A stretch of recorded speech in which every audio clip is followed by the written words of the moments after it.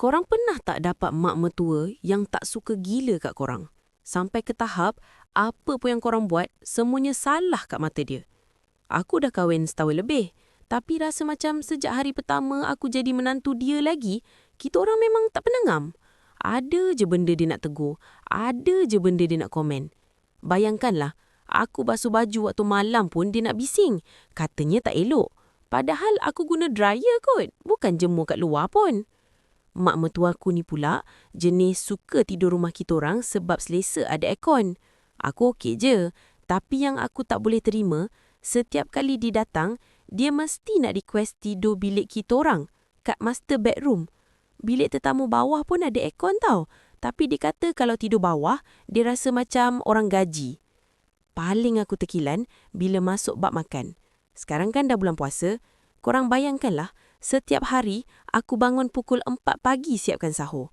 Petang pula gigih aku cari bahan paling segar untuk masak berbuka. Tapi korang tahu tak apa dia buat?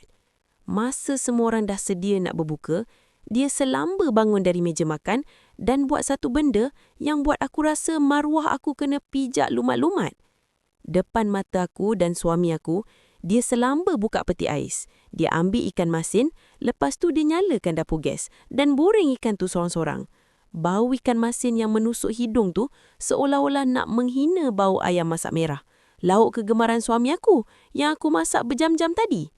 Dia tak cakap sepatah haram pun. Dia bawa pinggan dia, duduk kat hujung meja yang paling jauh dari aku dan makan ikan masin tu dengan nasi putih saja. Dia lagi sanggup berlapar makan lauk ringkas macam tu asalkan dia tak perlu jamah air tangan aku. Suami aku, dia diam je lah tak nak cakap apa-apa.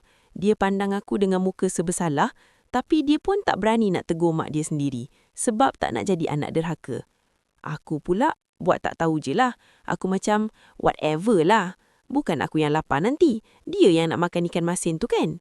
Tapi lepas dia balik, aku ada tanya juga dengan laki aku. Mak memang tak suka aku ke?